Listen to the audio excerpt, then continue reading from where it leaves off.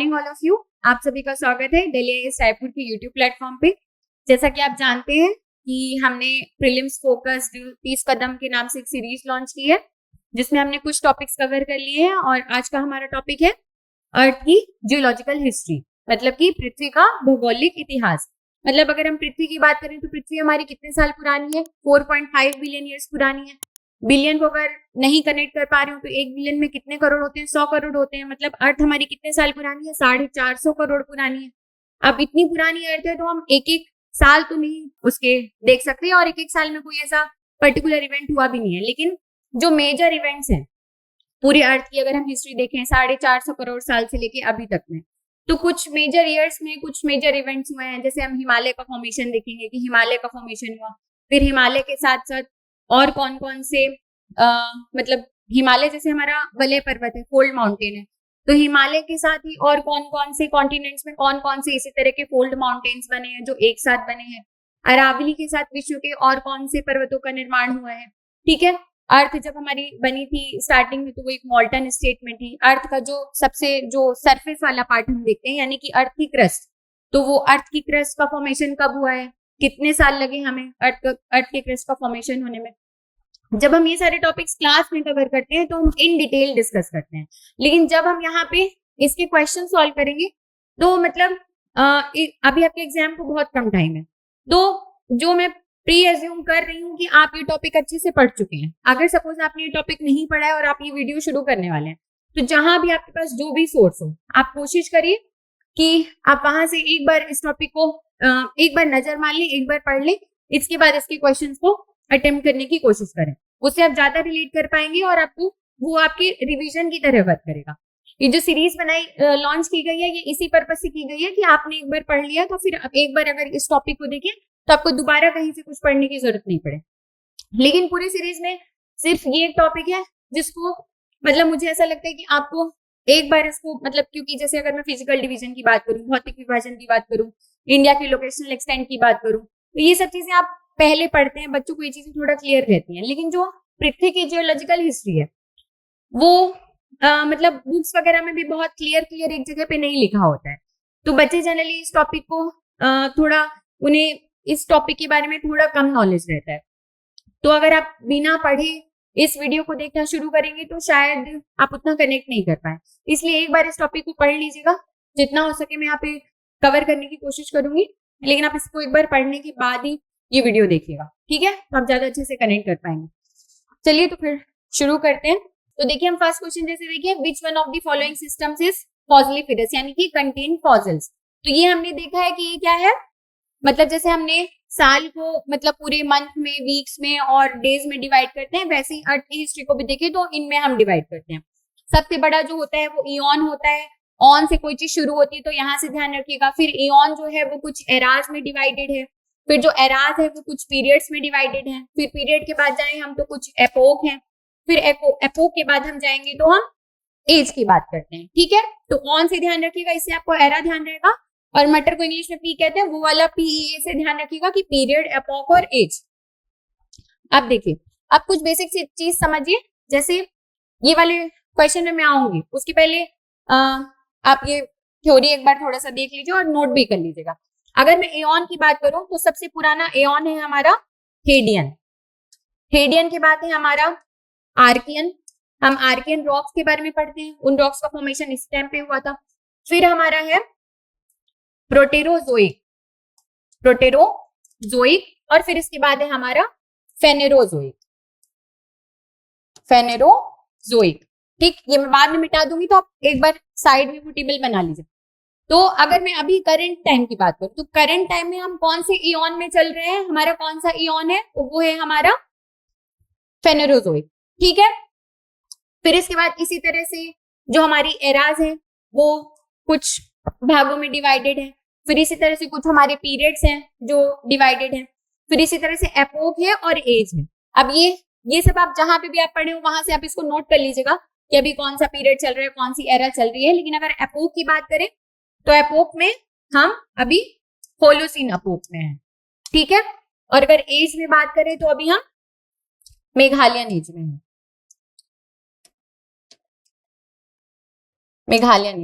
ठीक है, जो सबसे न्यूएस्ट एज है वो मेघालयन एज है। इसी के बारे में भी कुछ टाइम से डिबेट चल रही है, क्योंकि इस एज में ह्यूमन का इन्फ्लुएंस बहुत ज्यादा है, इसलिए इस एज को डिवाइड करके हम इसका एक नया नामकरण करें और उसका एक अलग से सेक्शन बनाए। तो एंथ्रोपोसीन एज के नाम से सजेशन दिया जा रहा है कि हम इसे एंथ्रोपोसीन एज भी डिक्लेयर कर सकते हैं, लेकिन वो अभी फाइनल नहीं हुआ है, वो सिर्फ एक सजेशन दिया गया अभी। ठीक है, तो जैसे मैं फर्स्ट क्वेश्चन देखूं कि इनमें से कौन सी रॉक है जिसमें फॉसिल है। तो अगर मैं अर्थ की हिस्ट्री की बात करूं तो स्टार्टिंग में अर्थ हमारी मोल्टन स्टेट में थी, मतलब 4.5 बिलियन साल पहले, मतलब हेडियन अगर मैं इयॉन की बात करूं तो यहाँ पे अर्थ हमारी कैसी थी, मोल्टन अवस्था में थी, मतलब थोड़ी पिघली हुई अवस्था में थी। फिर जो हम अर्थ का सबसे ऊपर वाला पार्ट देखते हैं, क्रस्ट देखते हैं, इस क्रस्ट को बनने में ही लगभग 100 साल लगे हैं, मतलब 450 करोड़ साल से 350 करोड़ साल तक में केवल अर्थ के क्रस्ट का फॉर्मेशन हुआ है। अब क्रस्ट ही जब हमारी आर्कियन युग में बन रही है तो फिर और मैंने बोला कि कुछ रॉक हैं जिनका पहले यहाँ पे नाम लिख लीजिए कि जो आर्कियन वाला जो टाइम पीरियड है, मतलब आर्कियन एऑन है, इसी टाइम पे आपकी आर्कियन रॉक्स बनी है और उसके साथ साथ धारवाड़। ठीक है, फिर हम प्रोटेरोजोइक की बात करें तो यहाँ पे आपका पुराना जो रॉक सिस्टम हम पढ़ते हैं जिसमें आपकी कडप्पा और विंध्यन रॉक्स आती हैं, ये इसमें है।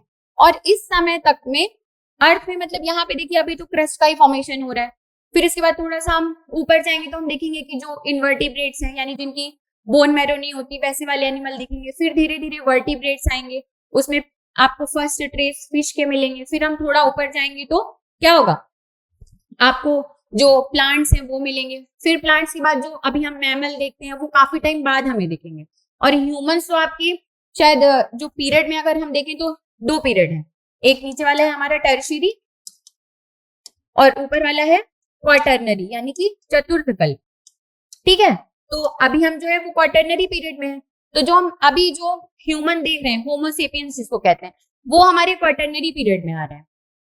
और जीवाश्म कैसे बनते हैं, जैसे मान लीजिए आज हम यहाँ पे हैं सब, ठीक है, अब यहाँ पे अगर बाढ़ आ जाए समुद्र की या नदी के किसी पानी की और हम यहाँ पे दब जाए, तो काफी करोड़ों साल बाद हमारा क्या बनेगा, जीवाश्म बनेगा। यहाँ पे जो पेड़ पौधे हैं, जो जीव जंतु हैं, इंसान है, सब दब जाएंगे, तभी तो जीवाश्म बनेगा ना।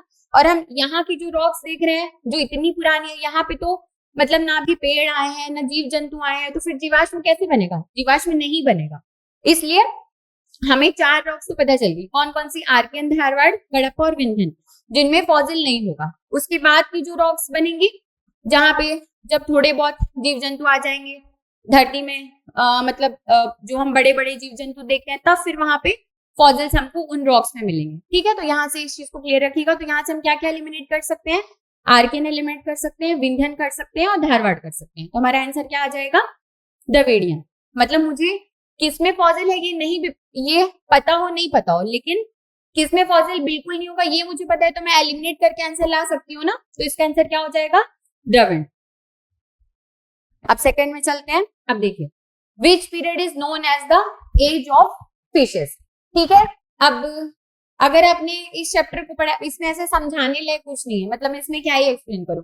अगर आपने इसकी प्रॉपर स्टडी करी, अगर ये वीडियो जल्दी रिकॉर्ड हो जाता है तो मैं कोशिश करूंगी कि एक बार आपको बेसिक चीजें यहाँ पे बता दूं, लेकिन अगर नहीं होता है तो इसलिए मैं कह रही हूँ कि आप इसको एक बार पढ़ के देखिए। अगर पढ़ के देखेंगे तो ये मतलब आपका बहुत जल्दी ये चैप्टर सॉल्व होगा, मतलब ये बिल्कुल फिर फैक्चुअल आपको लगेगा केक वॉक जैसा, लेकिन आपको पढ़ना पड़ेगा। इसमें समझाने जैसा कुछ नहीं है। मैं ज्यादा से ज्यादा हो सके तो आपको कुछ निमोनिक्स बता सकती हूँ और जहां पे समझाने का आएगा वहां मैं बताऊंगी।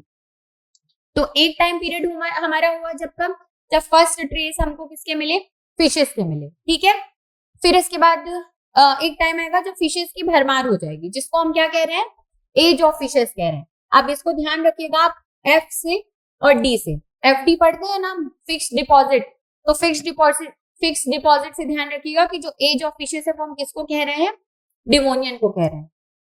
आप इसको लिटरली एक बार पढ़ लेंगे ना, फिर इसका ये वीडियो आप देखेंगे, क्वेश्चन सॉल्व करेंगे पॉज कर करके, तो आपको बहुत इंटरेस्टिंग लगेगा चैप्टर और कभी नहीं भूलेगा।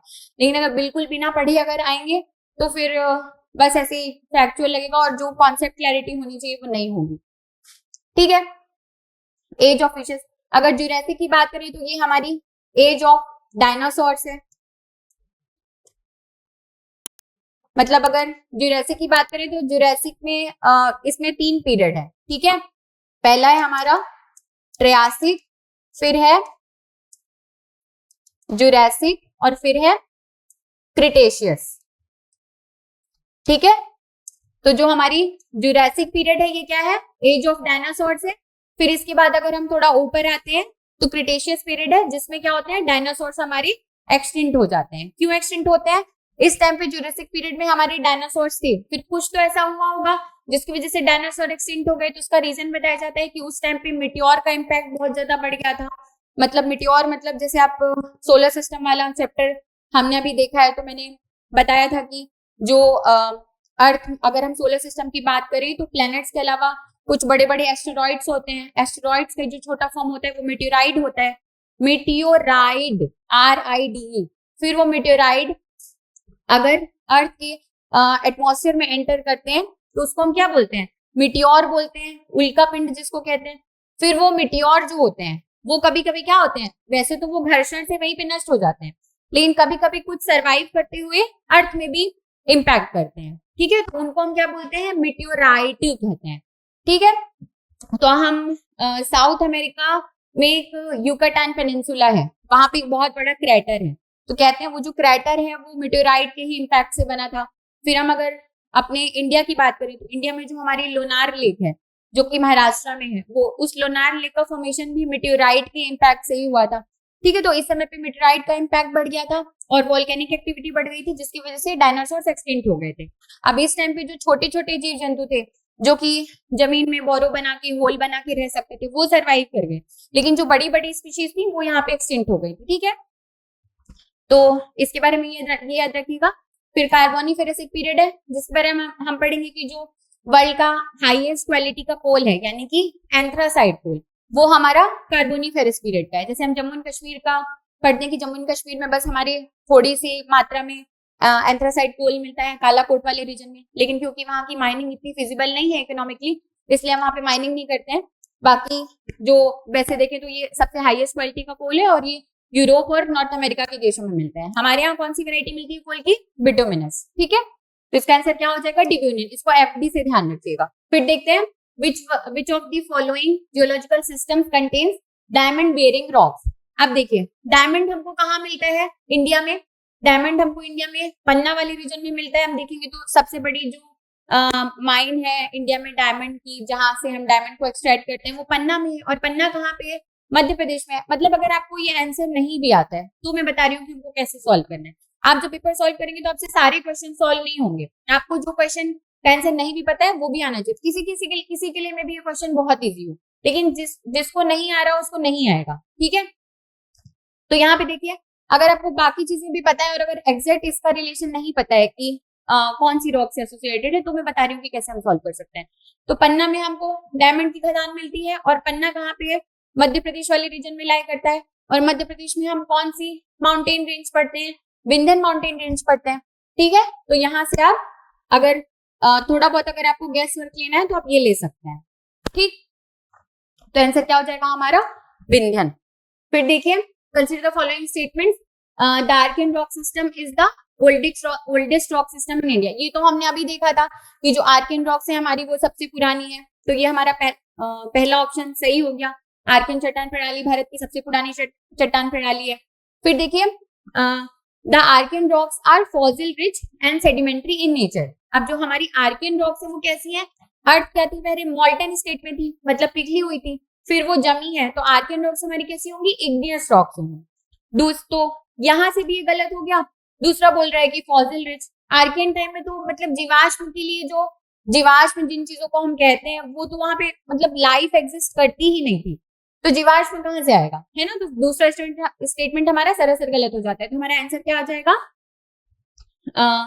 First statement is correct and second statement is wrong. कथन एक सही है लेकिन कथन दो गलत है, ऑप्शन सी, ऑप्शन सी। फिर देखिए फिफ्थ क्वेश्चन में आते हैं, Vindhyan rock system is younger than the Dharwad rock system. Vindhyan चट्टान प्रणाली धारवाड़ चट्टान प्रणाली से नई है। हमने क्या सीक्वेंस देखा था, पहले हमारी आर्कियन रॉक्स है, आर्कियन रॉक्स के बाद उसी के साथ में हम धारवाड़ को ले सकते हैं। फिर इसके बाद हमारी कडप्पा है, कडप्पा है और फिर विंध्यन है।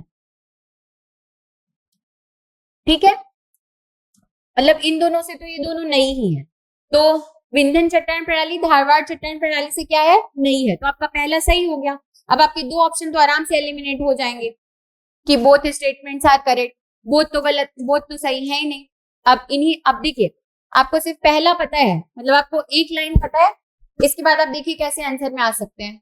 Both statements are correct, both statements are correct, ये आपका गलत हो गया। ऑप्शन सी देखिए, स्टेटमेंट 1 इज करेक्ट लिखा है यहाँ पे, तो हो सकता है कि ये हमारा आंसर हो। फिर डी में आइए तो बोथ स्टेटमेंट्स आर इनकरेक्ट। अब देखिए, आप दूसरा ऑप्शन आपको देखना भी नहीं पड़ रहा है और आपका आंसर आ गया। क्या आंसर है? ऑप्शन सी, मतलब statement 1 is correct but statement 2 is incorrect. Vindhyan rocks are rich in fossil content, ये तो हमने देखा था, ये चारों रॉक्स के टाइम तक में फॉसिल नहीं है। ठीक है, option C is the right answer. अब देखिए, यहां से आप क्वेश्चन सॉल्व करना भी सीखेंगे, सिर्फ पर्पस सब्जेक्ट रिवाइज कराना नहीं है, ये भी सिखाना है कि क्वेश्चन कैसे सॉल्व करने हैं। अगर पूरा क्वेश्चन नहीं भी आ रहा है तो कुछ बच्चों को गलतफहमी रहती है कि मुझे सारे क्वेश्चंस के सारे ऑप्शन सारे आंसर आएंगे तभी मैं वो क्वेश्चन अटेम्प्ट करूंगी, तो ऐसा नहीं होता। आप आधे नॉलेज में भी पेपर को क्लियर कर सकते हैं। ठीक है, अब इतना टाइम आ गया पास में एग्जाम के लिए, तो वहां पे आपके पास और क्या ही ऑप्शन है। अब एकदम से पूरा तो नहीं आप डिटेल में पढ़ सकते, तो जितना पढ़े अपनी पढ़ाई पे भरोसा रखिए और ये जो कुछ तरीके इनको सीखिए और फिर जो मॉक्स वगैरह देख रहे हैं उसमें इंप्लीमेंट करिए और देखिए आपके जरूर मार्क्स से थोड़े से पढ़ेंगे। ठीक है, फिर आते हैं, which of the following is the correct hierarchical order in geological time scale from largest to smallest, मतलब सबसे बड़े से सबसे छोटे में कौन सा सही क्रम है। तो मैंने क्या बताया था, कैसे हमको याद रखना है। यहाँ पे इयॉन मतलब ऑन करते हैं, फिर इसके बाद एरा, फिर इसके बाद मैंने बोला था पी से ध्यान रखना, पी से पीरियड, ई से एपॉक और ए से एज। तो देख लीजिए, सबसे पहले हमारा इयॉन दिख रहा है, सबसे शुरू में इयॉन आना चाहिए। इयॉन किसमें दिख रहा है? केवल इसमें दिख रहा है, मतलब अगर आपको सिर्फ इयॉन का ई पता हो तो भी आप आंसर में आ सकते हैं। इयॉन के बाद एरा, फिर पीरियड, फिर एपॉक, मतलब कि सबसे पहले कल्प है, इयॉन को हिंदी में कल्प बोलेंगे, एरा को युग बोलेंगे, पीरियड को काल बोलेंगे और एपोक को एज बोलते हैं। ठीक है, नहीं ये थोड़ा सा मिसप्रिंट हो गया है, अब ये हिंदी वाले को एक बार देख लीजिएगा, इंग्लिश वाले में सही लिखा है। ठीक है, अब देखिए, the current epoch we are living in, ये मैंने बताया था, दो एपॉक है। कौन कौन से? हमारा प्लीस्टोसीन पहले है, इसके बाद हमारा होलोसीन है। प्लीस्टोसीन के बारे में पढ़ेंगे कि प्लीस्टोसीन जो थी वो हमारी लास्ट आइस एज थी। ठीक है, उसके बाद से आइस एज अर्थ में नहीं आई है। ठीक है, हिमयुग जिसको हम कहते हैं, उस समय भी एक मास एक्सटिंक्शन हुआ था, जैसे जब हमारा जुरासिक के बाद जो क्रिटेशियस पीरियड आता है उसके बाद मास एक्सटिंक्शन होता है, वही वोल्केनिक एक्टिविटी, मेटेओराइड के इम्पैक्ट की वजह से। इसी तरह से हम देखेंगे तो कुछ 5 मेजर इवेंट्स हैं जिसमें अर्थ में क्या होता है, मेजर एक्सटिंक्शन हुए हैं। जब डायनासोर वाला एक्सटिंक्शन हुआ था तो कहते हैं कि अर्थ की जो 60% स्पीशीज थी वो खत्म हो गई थी। ठीक है, फिर इसी तरह से जब प्लीस्टोसीन एज आई, आइस एज आई, उस समय भी ऐसा होगा। मतलब आइस एज में क्या होगा, मतलब अगर मुझे अभी ऐसे एनवायरनमेंट में रहने की आदत है और यहाँ का टेम्परेचर में बिल्कुल मार्स जैसा कर दूं कि बिल्कुल -3 डिजिट टेम्परेचर माइनस में हो जाए, तो क्या मैं सरवाइव कर पाऊंगी? नहीं ना। ह्यूमन अपने आप को एडॉप्ट, मतलब ह्यूमन या प्रकृति का जो नियम है, यहाँ पे जो भी चीजें हैं, जैसे हम राजस्थान में वेजिटेशन की बात करें, वहां पे पानी कम होता है तो उसकी कांटेदार पत्तियां होती हैं, जड़ें लंबी होती हैं। पोलर बियर की बात करें तो वो आपके आर्कटिक में मिलते हैं, उन्होंने अपने आप को अडॉप्ट करके रखा है, फर वाले हैं वो, और उनका कलर व्हाइट है जिससे वो प्रे से बच सके, है ना। लेकिन इतना ज्यादा एडॉप्टेशन भी हम नहीं कर सकते कि मतलब अगर बहुत ही ज्यादा नीचे टेम्परेचर चला जाए तो हम उसमें सरवाइव कर सकें। ठीक है, थोड़ा बहुत अगर ऊपर नीचे होगा तो अपने आप को, मतलब चीजें क्या होती हैं, अपने आप को एडॉप्ट करने की कोशिश करती हैं, वो समय के साथ ढालने की कोशिश करती हैं, लेकिन इतना कोई मेजर इवेंट होगा तो उसमें ये पॉसिबल नहीं होता है। ठीक है, तो एक एक्सटिंक्शन इस समय भी हुआ था, ये हमारी प्लीस्टोसीन आइस एज है। इसके बाद हम अभी जिस एपोक में चल रहे हैं वो हमारा होलोसीन एपोक। ठीक, तो आंसर हो जाएगा ऑप्शन ए। देखिए, ये वही जो मैं बताई थी, Anthropocene is debated but not officially recognised yet. फिर देखिए, which of the following correctly pairs an era with its dominant life form. अच्छा आप बताइए, इसमें से अभी तक मैं जितना भी आपको बताई हूँ, इसमें बोल रहा है कि करेक्ट कौन सा है, निम्नलिखित में से कौन सा युग को उसके प्रमुख जीवन रूप के साथ सही ढंग से जोड़ता है। मतलब कि पैलियोजोइक में क्या हुआ था, वो स्तनधारियों का युग था या मेसोजोइक था, मतलब इसमें से कौन सा सही है वो बताइए। आप कौन सा सही है देख के पूरा ये कंफ्यूजिंग लग रहा होगा, लेकिन अभी अभी आपको मैं आज इस वीडियो में ही जितना बताई हूँ उसके बेसिस पे बताइए आप कोई ऑप्शन एलिमिनेट कर सकते हैं क्या। हमने क्या देखा था, एज ऑफ फिशेस देखी थी, वो हमने क्या लिया था एज ऑफ फिशेस में, एज ऑफ फिशेस हमने लिया था किसको, एफडी से याद किए थे, यानी कि डेवोनियन को पढ़े थे। तो मतलब ये मेरा क्या हो जाएगा, ऑप्शन ए गलत हो जाएगा। फिर अगर मैं देखूं तो आर्कियन है, आर्कियन को क्या बोल रहे हैं यहाँ पे, एज ऑफ डायनासोर्स बोल रहे हैं। और डायनासोर्स की एज हम कौन सी पढ़े थे, जुरासिक पढ़े थे। ठीक है, जुरासिक वर्ल्ड वाली जो मूवी है वो भी इसी से रिलेटेड है ना। तो यहाँ से भी आप इसको एलिमिनेट कर सकते हैं। फिर आपके दो ऑप्शन फंस रहे हैं, कौन कौन से, पैलियोजोइक क्या है आपकी, एज ऑफ मैमल्स है, या फिर सिनोजोइक आपकी एज ऑफ मैमल्स है। ठीक है, तो आप इसको सीएम से ध्यान रखिएगा, चीफ मिनिस्टर वाला सीएम, कि जो सेनोजोइक है वो क्या है हमारी एज ऑफ मैमल्स है, पैलियोजोइक नहीं है। ठीक है, सेनोजोइक आपकी लास्ट एज है, मतलब उसके नीचे आपका, तो सेनोजोइक से सीएम से ध्यान रखिएगा। ठीक है, चीफ मिनिस्टर से, कि सेनोजोइक जो है हमारी वो क्या है, एज ऑफ मैमल्स है, मतलब कि स्तनधारियों का युग। जैसे हम एज ऑफ फिशेस देखें तो जो फिश का ट्रेस है वो पहले मिला है, लेकिन जो बहुत ज्यादा जो फिश जिस समय बहुत ज्यादा मतलब हमको दिखने लगी मतलब वाटर में, उसको हम एज ऑफ फिशेस कहते हैं। इसी तरह से मैमल्स होंगे, धीरे धीरे कुछ मैमल्स आए होंगे, लेकिन एक टाइम आया होगा जब उनकी बहुत ज्यादा संख्या बढ़ गई होगी, तो उनको उस पीरियड को हम क्या बोल रहे हैं, एज ऑफ मैमल्स कह रहे हैं। तो वो क्या है, सेनोजोइक है। फिर देखिए, which eon covers the longest duration of earth crust, क्या बताई थी मैं, सबसे नीचे हमारा हेडियन है, हेडियन के बाद आर्कियन है, आर्कियन के बाद प्रोटेरोजोइक है, फिर मेरा ऊपर में क्या है, फेनेरोजोइक है। इसके बाद यहाँ पे हम देखेंगे तो एक कैम्ब्रियन पीरियड शुरू होता है। ठीक है, और उसी कैम्ब्रियन पीरियड के नाम से, मतलब ये जस्ट यहाँ पे जो मेरा इयॉन खत्म होगा और यहाँ पे कैम्ब्रियन पीरियड शुरू हो रहा है, बीच में एरा भी है, तो उस कैम्ब्रियन पीरियड के नीचे वाले जो मेरे इयॉन है उसको मैं एक साथ क्या बोल देती हूँ, प्री कैम्ब्रियन। जैसे हम जब आर्कियन रॉक्स के बारे में पढ़ते हैं तो हम पढ़ते हैं ना कि वो प्री कैम्ब्रियन युग की चट्टान है। प्री कैम्ब्रियन युग यानी कि आर्कियन, और आर्कियन कब है, कैम्ब्रियन के पहले है।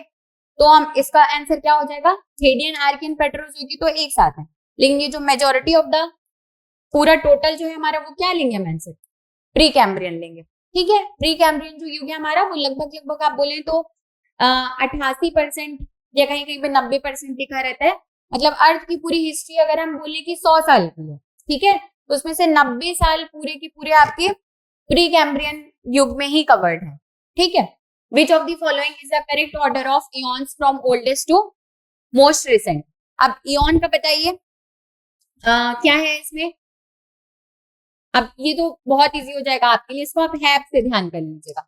हैप्पी की स्पेलिंग क्या होती है, HEPPY होती है, इसमें वाई बस नहीं है। एच से हमारा हेडियन, हेडियन के बाद आर्कियन, फिर मेरा प्रोटेरोजोइक, फिर मेरा फेनेरोजोइक।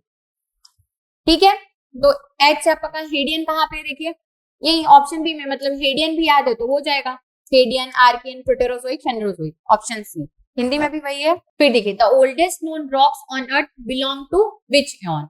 अब बताइए इसका आंसर तो बहुत इजी है, ओल्डेस्ट नोन रॉक हमारी ही कौन सी है, हम आर्कियन के बारे में पढ़ते हैं, है ना, कि वो बहुत सारी जो आगे की रॉक्स बनती हैं उनके बेस की तरह काम करता है। तो इसका आंसर क्या हो जाएगा हमारा, आर्कियन, जो कि प्री कैम्ब्रियन हम बोले हैं, लेकिन अगर पर्टिकुलर किसी इयॉन की बात करें, हेडियन, आर्कियन और प्रोटेरोजोइक और फेनेरोजोइक में से तो किसमें उसका फॉर्मेशन हुआ है, आर्कियन में हुआ है। ठीक है, ये आपका इजी क्वेश्चन था। अब देखिए, एग्जाम में मैं पहले भी बताई हूँ, आपके 60% जो क्वेश्चन आएंगे वो हर किसी से बनेंगे, और ये जो क्वेश्चन है ये वैसा ही है। आप ऐसा क्वेश्चन गलत करने का रिस्क नहीं ले सकते हैं। अगर इस तरह की बिल्कुल इजी वाले क्वेश्चंस आपके गलत होते हैं, मतलब आप रेस से बिल्कुल बाहर हैं।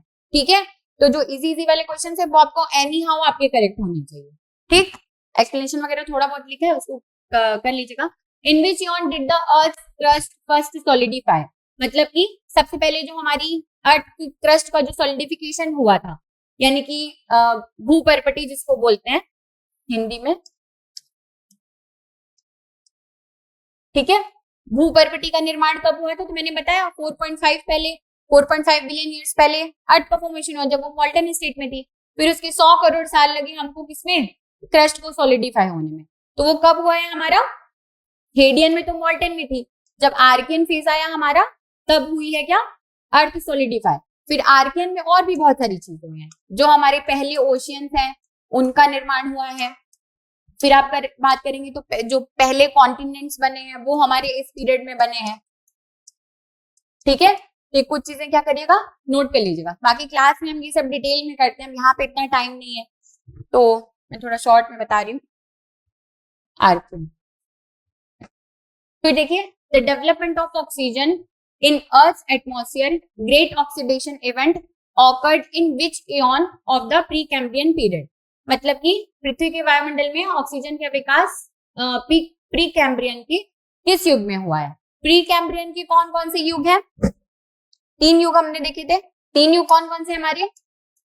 हेडियन, आर्कियन, प्रोटेरोजोइक और फेनेरोजोइक। तो जो हमारा मतलब आर्कियन में मैंने क्या बोला कि क्या क्या हुआ था? फर्स्ट ओशियंस बने थे, फर्स्ट जो कॉन्टिनेंट्स जो महाद्वीप हैं उनका निर्माण हुआ था। ठीक है, फिर इसके बाद हमारा आता है प्रोटेरोजोइक। ये तो जो प्रोटेरोजोइक एऑन है, यहाँ पे क्या होता है आपका जो ग्रेट ऑक्सीजनेशन इवेंट होता है वो होता है। और मैं बोली थी उसके पहले क्या होता है, एक साइनोबैक्टीरिया होता है जो क्या करता है, पहली बार प्रकाश संश्लेषण की क्रिया करता है। और फोटोसिंथेसिस की जब क्रिया होती है तो क्या होता है, ऑक्सीजन गैस रिलीज होती है। तो इसका कनेक्शन थोड़ा बहुत इसी से है। ठीक है, इसके बाद फिर हमारे अर्थ में हमें एटमॉस्फेयर में ऑक्सीजन गैस मिलने लगती है, जिसको हम प्राणवायु कहते हैं। जब प्राणवायु ही नहीं रहेगी तो प्राणी कहाँ से रहेंगे? जब प्राणवायु आई है इसके बाद ही प्राणी आए हैं। ठीक है, तो ये जो हमारा प्रोटेरोजोइक इयॉन है, इसी को हम ग्रेट ऑक्सीडेशन इवेंट कहते हैं। इसी टाइम पे ऑक्सीजन, ये इसी टाइम से हमें एटमॉस्फेयर में ऑक्सीजन मिलने लगी थी, वरना स्टार्टिंग में अर्थ में एटमॉस्फेयर में ऑक्सीजन नहीं थी। जब हम क्लास में पढ़ते हैं तो हम प्रॉपर जो एटमॉस्फेयर का इवोल्यूशन है वो सारी चीजें देखते हैं, पर यहाँ पे थोड़ा स्पीड करना पड़ेगा और अभी आपके पास इतना टाइम भी नहीं है। Which of the following events not related to pre Cambrian time? अब प्री कैम्ब्रियन टाइम मतलब वही कैम्ब्रियन के नीचे वाले, तो कौन सा इसमें नहीं रिलेटेड है? फॉर्मेशन ऑफ ओशियन सी में कब बोली हूँ? आर्कियन टाइम में हुआ है। फॉर्मेशन ऑफ अरावलीज, अरावलीज की भी अगर बात करें तो अरावलीज का फॉर्मेशन भी आर्कियन पीरियड में ही हुआ है। ठीक है, फिर अरावली के साथ साथ अगर देखें तो formation of earth crust and first life trace of unicellular bacteria, ये भी आपका आर्कियन टाइम में हुआ है। तो अगर मुझे 3 का आंसर पता भी है, और डायनासोर का मैंने देखा था कि डायनासोर का तो बहुत बाद में हो रहा है, मतलब इसके बहुत ऊपर है वो कि डायनासोर का एक्सटिंक्शन कब हुआ है। मतलब कि आर्कियन टाइम में तो हमने यूनिसेलुलर बैक्टीरिया यहाँ पे लिखा है, मतलब कि जो एक कोशिकीय जंतु हैं, अमीबा वगैरह जो हम पढ़ते हैं साइंस में, उन सब की बात हम यहाँ पे कर रहे हैं। लेकिन डायनासोर तो बहुत बड़ी प्रजाति है ना, तो ऑब्वियस सी बात है ये प्री कैम्ब्रियन के पहले वाले में तो नहीं आएगी। तो यहाँ से आप आंसर सीधे डायनासोर ले सकते थे। ठीक है, कि ये जो है वो प्री कैम्ब्रियन टाइम से रिलेटेड नहीं है। फिर ये अर्थ के क्रस्ट का यूनिसेलुलर बैक्टीरिया, ये आप ऐड कर लीजिए। फिर ओशन भी मैंने बता दिया। अब जो अरावली वाला है ये पहली बार आया तो इसको भी नोट कर लीजिए। अरावली के साथ साथ एक और चीज मैं बताती हूँ, विश्व में अगर हम कुछ माउंटेन देखें, जैसे हिमालय के साथ भी कुछ माउंटेन्स का फॉर्मेशन हुआ है, वो आगे क्वेश्चन अगर होगा तो मैं बताऊंगी। लेकिन अगर हम अरावली से देखें तो जिस समय पे अरावली का फॉर्मेशन हुआ है, अरावली से अगर हम देखें कि अर्थ हमारी 450 करोड़ साल पुरानी है, तो अरावली से हमारे 40 करोड़ साल पुराने हैं। ठीक है, और हिमालय की बात करें तो हिमालय क्या है, 5 करोड़ साल पुराने। हिमालय भी हमारे फोल्ड माउंटेन है, लेकिन वो क्या है, न्यू वाले पर्वत है, न्यू फोल्ड माउंटेन है। 5 करोड़ साल का भी है, लेकिन हम उसको न्यू किस कॉन्टेक्स्ट में बोल रहे हैं? अरावली के कॉन्टेक्स्ट में। अरावली भी हमारे फोल्ड माउंटेन है, लेकिन ओल्ड फोल्ड माउंटेन है। और ये कितने साल पुराने हैं? 40 करोड़ साल पुराने हैं। तो उसके कंपेरेटिवली तो हिमालय न्यू होगा ना। तो आप जब जिस समय पे अरावली का फॉर्मेशन हुआ है, इसी समय पे विश्व के और भी जगहों पे कहीं कहीं पे कुछ माउंटेन्स हुए हैं जो इसी के साथ बने, तो वो आप थोड़ा सा ध्यान करके रखिए। यहाँ पे मेरा अरावली है, मतलब आप कभी अगर अर्थ की जियोलॉजिकल हिस्ट्री लिखते हैं तो आपको अगर आप इस तरह के पॉइंट्स ऐड करते हैं तो उसमें आपको एक्स्ट्रा फैक्ट्स मिलता है। अरावली है, इसके साथ आपको निमोनिक याद रखना है, यूएसए। ठीक है, अरावली के साथ 3 और माउंटेन बने हैं जो उसी टाइम पीरियड के। यू से बात करें तो यूरल माउंटेन्स है। आप व्यापम वगैरह का एग्जाम अगर देते होंगे कभी तो उसमें वर्ल्ड ज्योग्राफी भी है सिलेबस में, यूरल माउंटेन्स क्या करते हैं, एशिया और यूरोप के बीच में बॉर्डर का नेशनल बैरियर का काम करते हैं। फिर इसके बाद एस से आप स्कैंडिनेवियन माउंटेन्स देखेंगे। स्कैंडिनेवियन माउंटेन्स आपके यूरोप में है। आपने स्कैंडिनेवियन कंट्रीज का नाम सुना होगा, आप जो इंडेक्सेस वगैरह पढ़ते हैं करंट में, तो उसमें आपकी जो Finland, Iceland, Norway, Denmark, Sweden, Finns करके इसका निमोनिक है, ये 5 कंट्रीज आपकी कौन सी है, नॉर्डिक या स्कैंडिनेवियन कंट्रीज हैं। तो इसमें आप देखेंगे टॉप रैंक में आपको यही कंट्रीज मिलती है, और वो नाम कैसे पड़ा है, इन्हीं माउंटेन्स के हिसाब से, ठीक है। दूसरे आपके हो गए स्कैंडिनेवियन। फिर ए से है आपका अपलेशियंस, जो कि यूएसए का एक, यूएसए अगर ऐसा यूएसए है तो इसके यहाँ पे आपको अपलेशियंस माउंटेन मिलेंगे, जो कि क्या है, आपका कोल रिच रीजन है, ठीक है। तो अरावली के साथ 3 और माउंटेन्स का फॉर्मेशन हुआ है, यूरल्स का, स्कैंडिनेवियन का और अपलेशियंस का। तो अरावली के साथ यूएसए ध्यान रखिएगा, तो आपको ये चीज कभी नहीं भूलेगी। इसके बाद आ जाते हैं, विच of the following geological features did not form during the pre Cambrian. ये भी निम्नलिखित में से कौन सी भूवैज्ञानिक विशेषता प्री कैम्ब्रियन के दौरान नहीं बनी थी। अब बताइए, अभी मैंने जस्ट बताया यूरल माउंटेन आपके बने हैं, स्कैंडिनेवियन माउंटेन्स, अपलेशियन माउंटेन, ये आपके कब बने हैं, इसी टाइम में, प्री कैम्ब्रियन में। अब हम अर्थ की जियोलॉजिकल हिस्ट्री पढ़ रहे हैं, तो क्या हम सिर्फ इंडिया के बारे में पढ़ेंगे, हमें पता होना चाहिए ना कि विश्व के अलग कोनों पे और क्या क्या हुआ है। ये तीनों तो मैं आपको अभी बता दी, तो अब ये 3 अगर आपको पता है तो आप गोंडवाना तो आंसर आसानी से ला सकते हैं। तो आपका आंसर क्या हो जाएगा, गोंडवाना सुपर कॉन्टिनेंट। ये आपका बहुत बाद का है, मतलब अगर हम बात करें तो पहले हमारा पूरा एक सुपर कॉन्टिनेंट है जिसका नाम पैंजिया था, फिर पैंथालासा समुद्र का नाम था जिससे वो घिरा हुआ था, फिर इसमें ब्रेक आता है, तो ऊपर वाला पोर्शन हमारा लोरेशिया कहलाता है, नीचे वाला गोंडवाना लैंड, ठीक है। तो वो उसके कॉन्टेक्स्ट में पूछ रहे हैं, वो आपका बहुत आगे का है। फिर देखिए, the first vertebrates jawless fish like organisms appeared in which period. अब देखिए इसका आंसर क्या होगा, मतलब ये भी अगर आता है तो आता है, मतलब आपने अगर एक बार भी इसको रिवाइज करके देखा होगा तो आप इसका आंसर आसानी से लगा देंगे, लेकिन मतलब इसको ऐसे ध्यान रख लीजिएगा, वो से, ठीक है। जो फर्स्ट वर्टिब्रेट्स हैं वो कौन से, मतलब जो जॉलेस फिश लाइक ऑर्गेनिजम्स हैं वो कब अपीयर्ड हुए थे, तो ऑर्डोवेशियन पीरियड में, ठीक है, वो से ध्यान रखिएगा।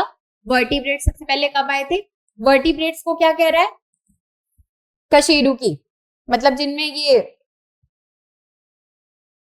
रीढ़ की हड्डी होती है उनको बोल रहे हैं, ठीक है। ये क्या है, ऑर्डोवेशियन।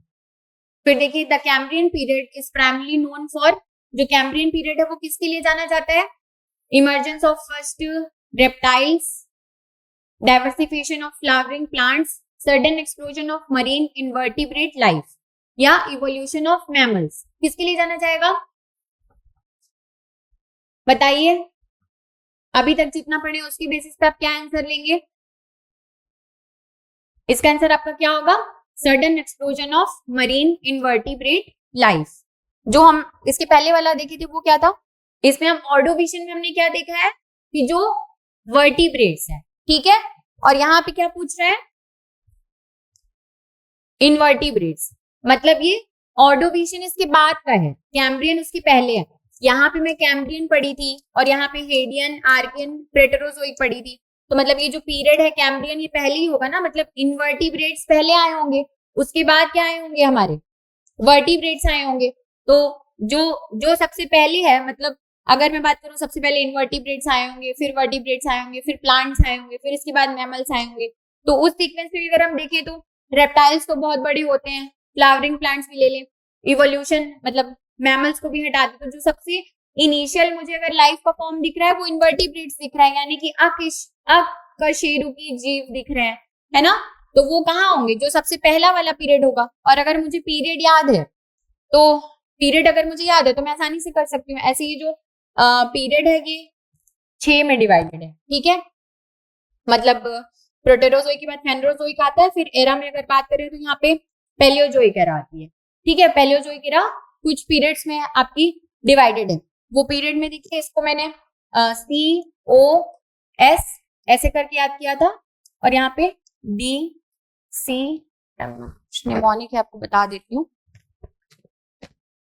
हाँ, तो कॉस से याद करी थी मैं, और DCP, कॉस और DCP, ठीक है। तो सी में वहां पे नोट करके लिख लीजिए, सी से आपका कैम्ब्रियन पीरियड है, फिर इसके बाद ओ से आपका ऑर्डोविशियन है।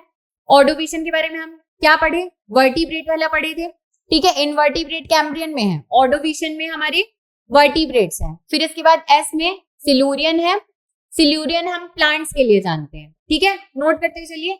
सिल्यूरियन जो पीरियड है वो प्लांट्स के लिए है, कि जो फर्स्ट प्लांट्स पूरे अर्थ में अगर अपीयर होते हैं वो सिल्यूरियन एज में अपीयर होते हैं। फिर इसके बाद डी से है आपका डिवोनियन, जिसको हम एज ऑफ फिशेस कहते हैं, ठीक है, FD से हमने याद किया था। फिर इसके बाद सी से है आपका डिवोनियन, के बाद आपका सी से है कार्बोनिफेरस, ये आपका कार्बोनिफेरस है। फिर ये आपका पर्मियन है, ठीक है, और ये आपका कार्बोनिफेरस है। अब देखिए ये बहुत इंपॉर्टेंट है, जो हम कोल की बात करते हैं कि जो एंथ्रासाइट वैरायटी का कोल है हमारा, एंथ्रासाइट वैरायटी का कोल कब बना था, कार्बोनिफेरस पीरियड में बना था, जिसका कार्बन कंटेंट बहुत ज्यादा है। अच्छा, कोल जितना पुराना है, ठीक है, उतना ज्यादा उसमें क्या होगा, इम्प्योरिटीज कम होगी और कार्बन का कंटेंट ज्यादा होगा। जितना ज्यादा कार्बन कंटेंट है उतनी अच्छी कोल की वैरायटी है। तो आपका जो कार्बोनिफेरस पीरियड है इसमें आपका कैम्ब्रियन, मतलब कार्बोनिफेरस पीरियड में आपका जो एंथ्रासाइट कोल बना था वो बना था, जो आपके USA और यूरोप के देशों में मिलता है। फिर इसके बाद पर्मियन की बात करें तो इस टाइम पे हमारा जो गोंडवाना कोल है उसका फॉर्मेशन हुआ था, ठीक है। जो इंडिया में पाया जाता है उससे थोड़ा सा कम क्वालिटी का, हमारे यहाँ बिटुमिनस मिलता है, ठीक। तो यहाँ से आपका आंसर क्या आ जाएगा। अब देखिए क्वेश्चन तो आपका एक ही है कि कैम्ब्रियन पीरियड, लेकिन उसके साथ साथ आपको कितनी सारी इंफॉर्मेशन मिल रही है, ठीक है। तो इस सीरीज से जुड़े रहिएगा, आपका लिटरली बहुत बेनिफिट होने वाला है। मतलब अगर आप एक बार पढ़ लिए तो आपको फिर इसके बाद और कुछ नहीं पढ़ना पड़ेगा, लेकिन उसकी प्री कंडीशन है कि पहले आपका थोड़ा बहुत पढ़ा होना चाहिए। तो ये सीरीज क्या करेगी, आपके लिए रिवीजन की तरह काम करेगी।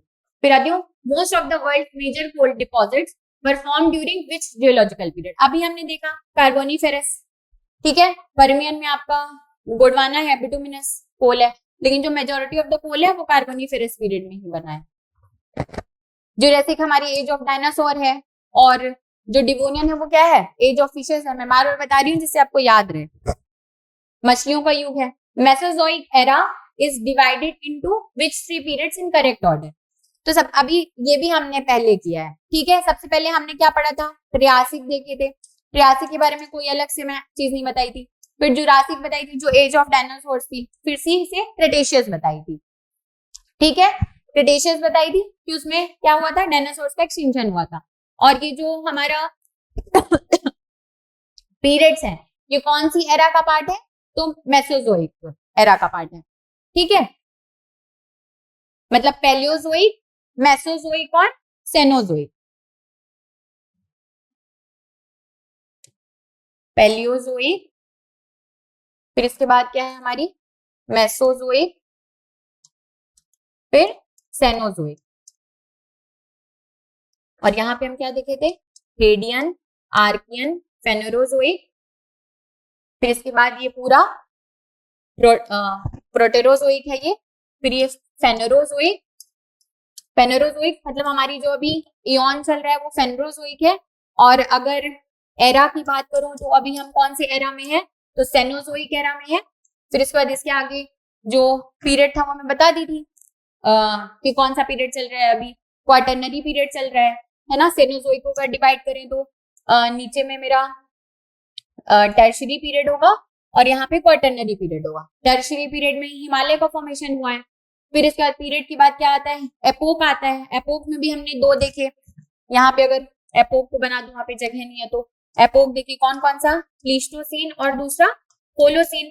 तो हम अभी किस में है, होलोसीन एपोक में है। प्लीस्टोसीन क्या थी, हमारी लास्ट आइस एज थी। फिर एपोक की बात एज आती है, तो अगर एज की बात करें तो ये होलोसीन जो हमारी क्या है एपोक है, वो 3 एजेस में डिवाइडेड है। कौन कौन सी, सबसे होगी सबसे नीचे है आपकी नॉर्थ ग्रीनलैंडियन, फिर इसके बाद है ऊपर में आपकी मेघालयन। इसको बस एक बार थोड़ा सा क्लियर कर लीजिएगा, ग्रीनलैंडियन है फिर नॉर्थ ग्रीपियन, सॉरी ना, जो ये वाली एज है आपकी नॉर्थ ग्रीपियन है और ये आपकी ग्रीनलैंडियन है, ठीक है। तो अभी जो हम प्रेजेंट में जिस एज में है वो हमारी मेघालयन एज है। अब इसको मैं थोड़ा सा हैफाजर्ड बनाई ऊपर, आप नोट कर रहे होंगे तो पॉज करके अच्छे से कर लीजिएगा अगर नहीं बनाए तो। ठीक, तो ये याद होना चाहिए कि अभी हम प्रेजेंटली किस एॉन में हैं, किस एरा में हैं, और फिर किस पीरियड में है, किस एपोक में है, और किस एज में है। तो इसका आंसर क्या हो जाएगा? TJC, TJC, TJC, यानी कि ऑप्शन बी।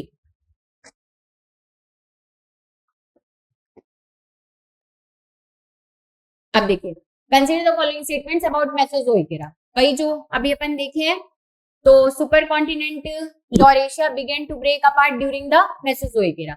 अब ये आपको नहीं समझ में आ रहा होगा, तो मैं बता दूं, आपका पेंजिया है, और पेंजिया के बाद आपका ये सुपर कॉन्टिनेंट है, यानी कि सुपर कॉन्टिनेंट हिंदी में बोल रहे हैं, ये मेरा पेंथालासा है। तो जो हमारा क्या है, मेसोजोइक एरा है। इस समय पे क्या होता है, पैलियोजोइक के बाद मेसोजोइक, फिर इसके बाद क्या आती है, सेनोजोइक। तो मेसोजोइक एरा में ही क्या होता है, जो मतलब जिसमें हम 3 उसके पीरियड पढ़े हैं, ट्रियासिक, जुरासिक और क्रिटेशियस। तो इसी टाइम पे जो ये पेंजिया है हमारा, ये क्या करता है, ब्रेक करने लगता है।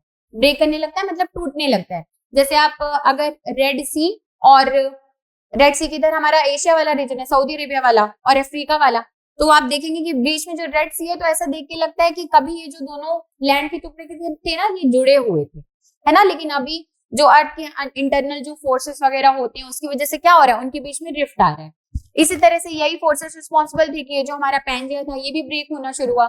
आपने रिफ्ट वैलीज पढ़ी होंगी अफ्रीका की, जिसमें ब्रेक आ रहा है, और ये अनुमान लगाया जा रहा है कि एक टाइम के बाद जो अफ्रीका का भी पार्ट है, वो क्या हो जाएगा, सेपरेट हो जाएगा। ठीक है, तो ये पेंजिया हमारा कब ब्रेक होना शुरू हुआ है, इसी टाइम पे, मेसोजोइक। तो यहाँ पे लॉरेशिया नहीं होगा। लॉरेशिया किसको कह रहा है, जब पेंजिया मेरा ब्रेक होगा और बीच में 2 पार्ट में डिवाइड होगा, बीच में मेरा टिथस सी आएगा, और ऊपर में लॉरेशिया, और नीचे में गोंडवाना लैंड। ऊपर लॉरेशिया को हम अंगारा लैंड भी बोल सकते हैं। ठीक है, तो फिर वही हम जो पढ़ते हैं टर्शियरी पीरियड में, कि 2 प्लेट्स आपस में आई, फिर टिथस सी में जो सेडिमेंट था, फिर वो ऊपर उठा, और फिर क्या बना हमारा, हिमालय बना। तो पहले ऑप्शन को मैं एलिमिनेट कर सकती हूँ, how many of the above statements is are correct. अब ये पूछ रहा है कि इनमें से हाउ मेनी बोल रहा है कि कितने स्टेटमेंट्स हैं आपके जो क्या है, करेक्ट है। ठीक है, तो पहला वाला तो आपका क्या हुआ, पहला वाला आपका गलत हो गया, मतलब कि करेक्ट में आपका ऑल तो नहीं आएगा, सारे तो करेक्ट नहीं है। अब बाकी दोनों को देखते हैं। The Mesozoic era is also known as the age of reptiles, ये आपका सही है। इसको आप MR से याद रख लीजिएगा, मेडिकल रिप्रेजेंटेटिव से, कि जो मेसोजोइक एरा है हमारी, वो रेप्टाइल्स के लिए फेमस है। ठीक है, मेसोजोइक एरा में हम क्या पढ़े हैं, वही अपने ट्रायासिक, जुरासिक और क्रिटेशियस पीरियड बने, और इसमें हम जो डायनासोर वगैरह को देखते हैं, है ना, तो उस टाइम पे हमारे क्या थे, रेप्टाइल्स बहुत ज्यादा संख्या में थे। तो मेसोजोइक को क्या बोलते हैं, एज ऑफ रेप्टाइल्स, और इसको MR से ध्यान रखिएगा, मेसोजोइक को एज ऑफ रेप्टाइल्स कहते हैं। तो हमारा दूसरा आपका सही है, तो मतलब करेक्ट में से नन वाला भी कैंसिल हो गया। अब देखिए, Cretaceous period is known as the age of dinosaurs. Age of dinosaurs Jurassic को बोल रहे थे, मतलब कि दूसरा आपका गलत हो गया। क्रिटेशियस पीरियड में तो क्या हुआ था, एक्सटिंक्शन हुआ था डायनासोर का, और Jurassic period is associated with the extinction of dinosaurs. तो ये आपका, ये भी गलत है। ये दोनों क्या है, इंटरचेंज है। जुरासिक पीरियड क्या था, एज ऑफ डायनासोर्स थी, और क्रिटेशियस पीरियड क्या था हमारा, एक्सटिंक्शन हुआ था जिसमें डायनासोर का, सरीसृपों, रेप्टाइल्स को बोलते हैं। तो कितने स्टेटमेंट क्या बोल रहे हैं, कितने स्टेटमेंट करेक्ट है, तो इसका आंसर क्या हो जाएगा, 1 ओनली। यहाँ पे आंसर इसका गलत लिया है, मैं हाउ मेनी नहीं देख के दूसरा ऑप्शन दे दी थी, तो उसको आंसर में बस थोड़ा सा करेक्ट कर लीजिएगा। ठीक है, यहाँ पे बी ओनली कर दिया है, तो गलती से कर दिया। आप इसका आंसर क्या लेंगे, 1 ओनली। ठीक, क्योंकि देखिए हाउ मेनी पढ़ना बहुत जरूरी है, क्योंकि यूपीएससी क्या करता है, मतलब नए नए पैटर्न के क्वेश्चन लाता है, फिर जितने भी स्टेट सर्विस वाले होते हैं ना, वो अगर खुद नहीं नया बना पाते तो वहां से कॉपी करते हैं। तो ये वाला पैटर्न मेरे ख्याल से 2023 का पेपर था, तब यूपीएससी ने पहली बार लाया था कि how many of the statements is are correct. अब जैसे हम अभी इनकरेक्ट और करेक्ट में फंसते हैं कि हम कभी कभी करेक्ट नहीं पढ़ते कि करेक्ट लिखा है कि इनकरेक्ट लिखा है, तो हम जैसे इसको हाईलाइट करके रखते हैं कि देखो पहले कि करेक्ट पूछ रहा है कि इनकरेक्ट पूछ रहा है, फिर उसको मार्क करो। तो इसी तरह से आपको ये भी अब करना पड़ेगा कि कौन सा है, ये नहीं पूछ रहा है, पूछ रहा है हाउ मेनी, मतलब इसमें से कितने स्टेटमेंट है जो गलत है। और ये जब मैं ही गलती कर दी थी, मतलब मैंने खुद क्वेश्चन बनाया और मेरे से ही गलती हो गई है, तो मतलब ये मानवीय भूल आपको नहीं करनी है, ठीक है। वरना कभी कभी एक क्वेश्चन में ही आदमी आर पार हो जाता है। तो कितने हैं, एक स्टेटमेंट बस हमारा क्या है, सही है। ये उसकी थोड़ी थ्योरी लिखी है, देख लीजिएगा। फिर देखिए, Lonar lake of Maharashtra form during which time period. अब क्या बताई मैं, ट्रियासिक, जुरासिक और क्रिटेशियस। क्रिटेशियस में डायनासोर का एक्सटिंक्शन हुआ, क्यों हुआ, मिटियोर इम्पैक्ट बढ़ गया था और उसी टाइम लोनार लेक बनी थी। तो उसका सीधा आंसर आपका क्या आ जाएगा, क्रिटेशियस। मतलब हिंदी इंग्लिश मुझे नहीं लगता इसमें इतनी आपको दिक्कत हो रही होगी। जैसे अगर मैं थोड़ा सा इंग्लिश तरफ जाता हूँ तो आप हिंदी वाले जो है तो थोड़ा पॉज करके देख सकते हैं। वही लिखा है, महाराष्ट्र की लोनार झील किस समय अवधि के दौरान बनी थी। अब क्या है, दोनों लैंग्वेज में अगर मैं बोलूंगी ना तो वीडियो आपका लंबा हो जाएगा, है ना। और अभी आपके पास इतना टाइम नहीं है कि आप इतना लंबा वीडियो देख सके, आपको बाकी सब्जेक्ट्स भी पढ़ने होंगे, ठीक है। तो थोड़ा सा इस चीज में कोऑपरेट करिएगा। Which major event marks the beginning of the Cenozoic era. Cenozoic era अभी हम क्या पढ़े, पैलियोजोइक एरा थी। पैलियोजोइक की बात कौन सी एरा आई हमारी, मेसोजोइक, जिसमें हमने 3 पीरियड पढ़े, कौन कौन से, ट्रियासिक, जुरासिक और क्रिटेशियस। अब इसके बाद हमारी कौन सी आती है, सेनोजोइक एरा। तो ये पूछ रहा है कि इनमें से क्या ऐसा हुआ था जब हमारी सेनोजोइक एरा का स्टार्ट हुआ है। तो उसके लिए मुझे ये पता होना चाहिए कि सेनोजोइक एरा की जस्ट पहले जो एरा थी उसमें कौन सा ऐसा मेजर इवेंट हुआ था। तो अगर सेनोजोइक की पहले हम बात करें तो मेसोजोइक एरा थी, ठीक है। मेसोजोइक एरा का एक पार्ट कौन सा था, क्रिटेशियस, जिसमें डायनासोर्स का एक्सटिंक्शन हुआ था। तो हम देखते हैं कि अभी हमने जितना क्रिटेशियस के बारे में पढ़ा है उससे रिलेटेड अगर कोई चीज होगी तो हम वहां से आंसर ले आएंगे।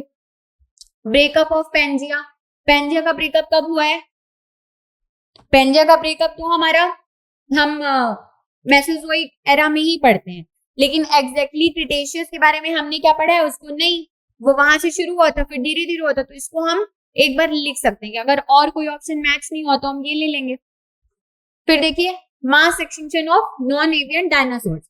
अब अगर ये नॉन एवियन आ गया है, इस तरह का कोई टर्म है, तो यहाँ पे आपको कंफ्यूज नहीं होना है। कभी कभी ये जो मैं अलग से नॉन एवियन लिखी हूँ ये इसीलिए लिखी हूँ कि आप इसको मतलब समझें कि अगर इस तरह की कोई चीज आई है तो वहां पे आपको अपनी गट फीलिंग पे भरोसा करके उसमें आगे बढ़ना है, ठीक है। नॉन एवियन से कंफ्यूज नहीं होना है। नॉन एवियन मतलब गैर पक्षी बोल रहा है, अब ये कोई अलग से टर्म नहीं है, वही डायनासोर को ही बोला जा रहा है। तो यही हम इसके बारे में पढ़े थे, तो हमारा आंसर ये हो जाएगा, ठीक है। ये ट्रिबलाइड्स जो है वो कुछ ऑर्गेनिज्म का नाम है, उसको लिखा है, ठीक है। तो option B is the right answer. फिर देखिए, consider the following statements about the Cenozoic era. अब हम अभी फिलहाल जो जिस एरा में है वो हमारी सेनोजोइक है। फिर मैं बोली थी कि सेनोजोइक एरा में हम जो पीरियड पढ़ते हैं, ठीक है, तो उसमें हमारा एक पीरियड होता है कौन सा, टर्शियरी, और दूसरा है क्वाटरनरी। तो ह्यूमंस जो हमारे अपीयर हुए हैं वो क्वाटरनरी में, ये मैंने पहले बताया था, और टर्शियरी में हिमालय का फॉर्मेशन हुआ है। तो देखिए क्या लिखा है, humans first appear during the Tertiary period. मैं क्या बोल रही हूँ, क्वाटरनरी में, तो पहला आपका गलत है, ये देख लीजिए, करेक्ट बोल रहा है और विच ऑफ देम बोल रहा है, हाउ मेनी नहीं बोल रहा है।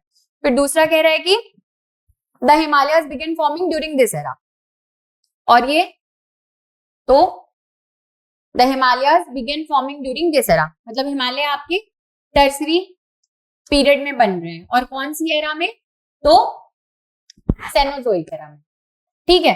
सेनोजोइक एरा में Himalayas began forming during this era, मतलब सेनोजोइक का पार्ट ही तो है टर्शियरी, तो आपका सेकंड स्टेटमेंट सही हो जाएगा।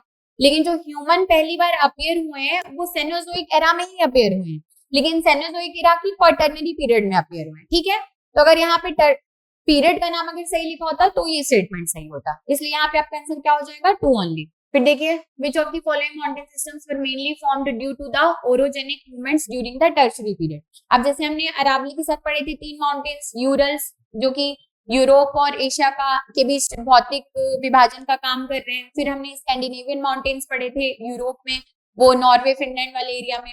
फिर इसके बाद हमने अपलेशियंस माउंटेन पढ़े थे यूएसए के साउथ ईस्ट पार्ट में, ठीक है। इसी तरह से जब हम अरावली की हिमालय की बात करते हैं तो हिमालय जैसे हमारा वलय पर्वत है, न्यू फोल्ड माउंटेन है, तो जिस समय पे हिमालय का फॉर्मेशन है उसी समय पे विश्व में और भी कई जगह पे फोल्ड माउंटेन्स का फॉर्मेशन हुआ है, ठीक है। तो वो हम थोड़ा सा वो भी देख लेते हैं, ठीक। तो सबसे पहले मैं अगर छोटा सा यहाँ पे वर्ल्ड मैप ड्रॉ करूं,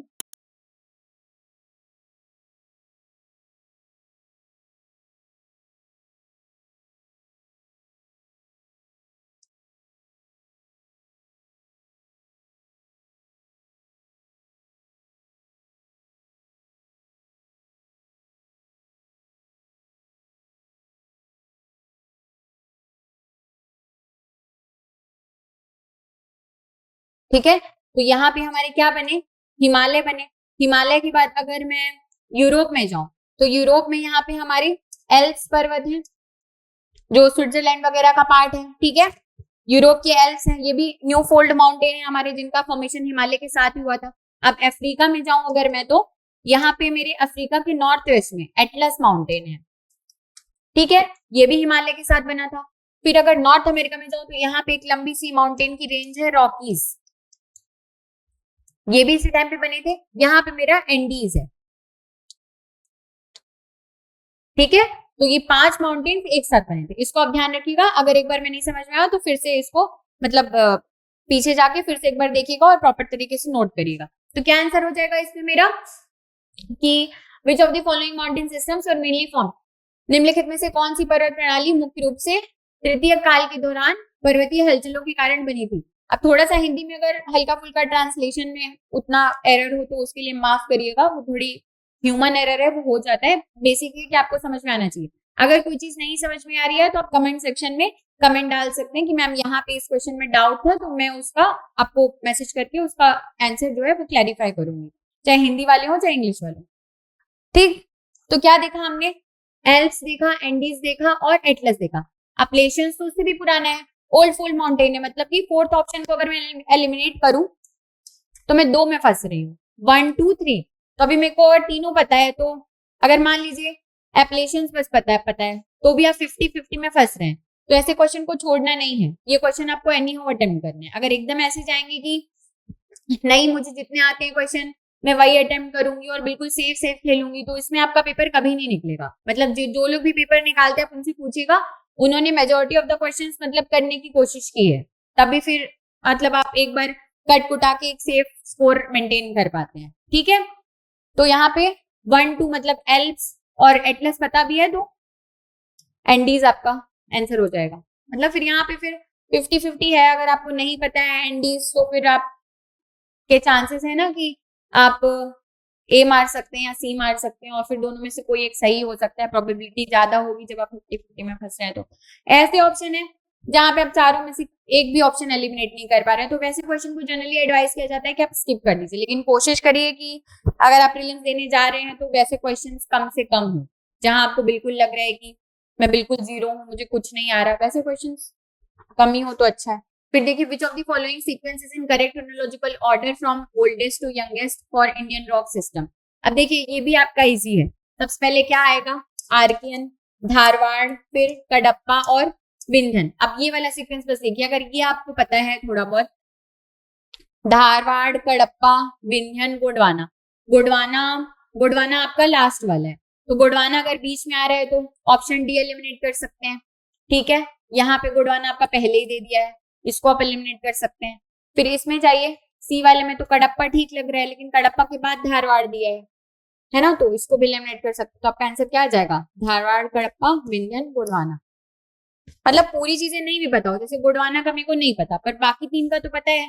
सबसे पहले आर्कियन था, फिर धारवाड़, फिर कडप्पा और विंध्यन, तो फिर इसके साथ आप आंसर में आ सकते हैं ना, मतलब इतनी इंफॉर्मेशन के बेसिस पे भी। फिर देखिए rock belonging to the Dharwar system are important for, किस लिए इंपॉर्टेंट है। जैसे हम अगर छत्तीसगढ़ की बात करें तो छत्तीसगढ़ में धारवाड़ रॉक्स हैं, जहाँ पे वहां पे कौन सा मिनरल मिलता है हमको, आयरन ओर, है ना, तो आयरन ओर और मैंगनीज। बाकी कोल है आपका और लिग्नाइट है, ये किससे एसोसिएटेड है, मतलब कोल में तो कोल की एक वैरायटी है लिग्नाइट, लेकिन ऐसे कोल की बात करें तो कोल किसमें, गोंडवाना, मतलब इंडिया में जो मिलता है उसमें तो गोंडवाना वाला जो गोंडवाना रॉक सिस्टम है वहां से हमको कोल मिलता है। फिर लिग्नाइट की बात करें और पेट्रोलियम की बात करें तो ये जो तृतीय क्यूब की चट्टान है टर्शरी पीरियड की, उससे एसोसिएटेड है। मतलब देखिए सबसे पुराना कोल हमारा कार्बोनिफेरस पीरियड का था। फिर इसके बाद पर्मियन में हमारा जो बिटुमिनस वेराइटी का कोल है यानी गोंडवाना कोल है वो बना है। फिर इसके बाद हम टर्सरी पीरियड देखिए बहुत आगे आता है, फिर टर्सरी पीरियड में हमारा लिग्नाइट कोल बन रहा है। मतलब आप देख रहे हैं कि कैसे मतलब जितना पुराना टाइम है उतनी अच्छी क्वालिटी का कोल डेवलप हो रहा है, और जितना नया है उतनी उसकी क्वालिटी कम है। ये जो लिग्नाइट कोल है आपका, ये सिर्फ और सिर्फ कहाँ मिलता है, तमिलनाडु के नैवेली में मिलता है मेजोरिटी, जो इंडिया में अगर टोटल देखें तो, और बाकी थोड़ा बहुत कहीं और पे भी उसके स्टोरेज है, लेकिन ऐसे जो मेजर एक्सट्रैक्शन होता है लिग्नाइट का वो तमिलनाडु के नवेली से होता है। ठीक है, the Gondwana rock system is known primarily for, किस लिए जाना जाता है? Old deposits. ठीक है, ये तो इजी क्वेश्चन था, वैसे क्वेश्चन गलत नहीं होने चाहिए। कुछ इसमें जो एक्सप्लेनेशन दिया है मैंने वो देख लीजिएगा। Which of the following rock systems in India is the oldest sedimentary rocks? Archaean rocks थी, और आर्कियन रॉक्स की आपके निक्षेपण अवक्षेपण से क्या बना था? धारवाड़ रॉक्स बनी थी। क्या आंसर हो जाएगा? धारवाड़। फिर उसके बाद आई है ना, मतलब Vindhya, Kadapa, Gondwana. Which of the following regions in India has no exposure of Gondwana rocks? मतलब ये क्वेश्चन अगर नहीं समझ में आ रहा हो तो मैं सिंपल भाषा में बता रही हूँ कि अगर आपको ये पता है कि कोल गोंडवाना रॉक से क्या एसोसिएटेड है? कोल एसोसिएटेड है, तो आप इन तीनों ऑप्शन में देख लीजिए कहाँ पे कोल नहीं मिलता है, वही आपका आंसर होगा। ठीक है, दामोदर वैली के बारे में हमने पढ़ा है कि यहाँ पे कोल मिलता है हमको। गोदावरी के बारे में भी पढ़ा है। ठीक है, गोदावरी वही जो आंध्र प्रदेश तेलंगाना वाला एरिया है। सतपुड़ा बेसिन के बारे में भी हम पढ़े हैं। फिर कहाँ नहीं पढ़े हैं? मालवा प्लेटो के बारे में। ये ब्लैक सॉइल वाला रीजन है और यहाँ पे जनरली बॉक्साइट आपको मिलता है। ठीक है, तो यहाँ से आपका आंसर क्या आ जाएगा? क्या बोल रहे हैं? नो बोल रहा है, नो एक्सपोजर। ये हमारा आंसर है इसका, मालवा प्लेटो। लास्ट क्वेश्चन है आज का। The bauxite deposits of India are primarily associated with Deccan trap. ये तो इजी है, गोंडवाना कोल से रिलेटेड है। ठीक है, ठीक है, तो हमने 30 क्वेश्चन आज कर लिए हैं। मतलब अपनी तरफ से हमने बेस्ट ट्राई किया है कि यहाँ से आपका कॉन्सेप्ट क्लियर हो। अब हमारा ये मेन नहीं है कि यहाँ से क्वेश्चन फंसते हैं कि नहीं फंसते हैं। देखिए, कंपटीशन है, कॉम्पिटिटिव एग्जाम का मतलब ये है कि जो सब पढ़ रहे हैं वो तो मुझे आना चाहिए। मतलब इस टॉपिक से अगर क्वेश्चन आते हैं तो ये टॉपिक मेरा क्लियर होना चाहिए। तो हमने कोशिश की कि आपको जितना से ज्यादा इन्फॉर्मेशन प्रोवाइड की जा सके, जितनी ज्यादा ट्रिक्स दिए जा सके, वो हमने देने की कोशिश की है। आपको अगर अभी इसमें अगर आपने बिल्कुल नहीं पढ़ा है तो ये आपको वीडियो उतना समझ में नहीं आया होगा। आप एक बार फिर से अपने जहां पे भी आपने अर्थ की जियोलॉजिकल हिस्ट्री की नोट्स बनाए उसको रिवाइज करिएगा, और फिर यहाँ से जो एक्स्ट्रा इन्फॉर्मेशन मिली है उस हिसाब से उसको प्रॉपर ड्रॉ करके याद करिएगा। आधे घंटे लगेंगे अगर थोड़ा बहुत आपकी वीडियो देख के और पढ़ के अगर फिर से उसको ड्रॉ करते हैं तो लेकिन ये आपको याद होना चाहिए। ठीक है, तो एंड करते हैं वीडियो, मिलते हैं फिर अगले टॉपिक में। Thank you.